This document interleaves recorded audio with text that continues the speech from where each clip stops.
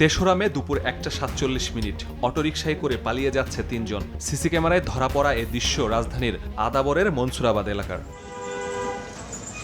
এর 17 মিনিট আগে দুপুরের খাবার খেতে বাসায় যাচ্ছিলেন ফুচকা দোকানে। পথে অস্ত্র ঠেকিয়ে তাকে পরিত্যক্ত টিনশেড ঘরে নিয়ে যায় 3 ছিনতাইকারী। মাথায় আঘাত করে সঙ্গে থাকা মোবাইল ও নগদ টাকা ছিনিয়ে নিয়ে পালিয়ে যায় তারা। একজনে একটা ইট দিয়ে আমার মাথার মেঝে বাড়ি মেরে ইয়া করে লাইছে, আর একজনে মনে মোবাইল ইতে নিয়ে এরা চইলা যাইছে গা। কিস্তি তুললাম, মা কিনা দিছে, অনেক কষ্টের বোন, তারপরে কান্নাকাটি করলাম।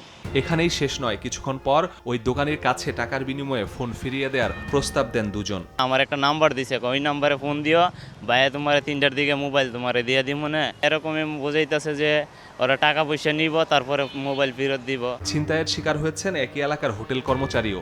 27 এপ্রিল ভোরে তার ফোন ছিনিয়ে নেওয়ার পর টাকার বিনিময়ে ফেরত দেওয়ার প্রস্তাব দেওয়া হয়। টাকা প্রথম 300 টাকা দিছে, পরে সেট যদি ক্যাম্পে পাই 2-3 হাজার টাকা লাগবো আমার দিস, এই কথা কইছে। পরে আমি ওরা কইছি দরকার 1000 টাকা আমি দেই, তুই সেটটা আমার দিয়া দে, দেয় না সে।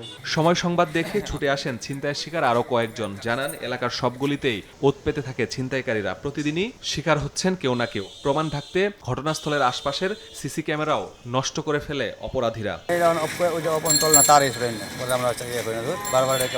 এই জায়গায় দুর্ঘটনা প্রায় বেশি হয়, তাই আমরা একটু বড় লাগানো যাতে পুরো একবার শো করে। সবাই তো এখন আতঙ্কিত। এই জায়গাটা এত ভয়ঙ্কর হয়েছে, যে কি বলবো, এখানে মানুষ যাতে অনেক অনেক ভয় পাচ্ছে এখন। রাজধানীর আদাবরের মনসুরাবাদের পরিত্যক্ত এই টিনশেডটি অপরাধীদের আস্তানায় পরিণত হয়েছে। এখানে একদিকে চলে মাদক সেবন, অন্যদিকে অপরাধ কার্যক্রম।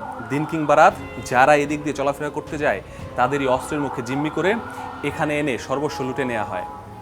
এসব একের পর এক ঘটনায় অতিষ্ঠ এই এলাকার লোকজন সবাই এর সমাধান চান।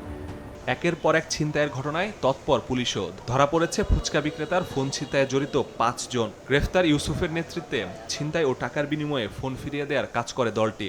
এটি জানার পরে আমি আমার জোনাল এসসি, থানার ওসি এবং টিম মিলে এই কাজটি করে আমরা তাৎক্ষণিক অভিযান চালিয়ে তার মোবাইলটি উদ্ধার করেছি। 4 জন যে ছিনতাইকারী তাদেরকেও আইনের আওতায় এনেছি এবং এখন মামলাটি হলে আমরা তদন্ত আরও গভীরে যাব এবং এই 4 জনের আড়ালে কারা আছে এবং এই ধরনের আরও কোনো ছিনতাইয়ের ঘটনা এই এলাকায় ঘটছে কিনা কিংবা অতীতে ঘটেছে কিনা এগুলো নিয়েও আমরা কাজ করব। চক্রের বাকি সদস্য সহ সক্রিয় অন্য গ্রুপের অপরাধীদের ধরতে অভিযানে পুলিশ। মাসুদুর রহমান, সময় সংবাদ, ঢাকা।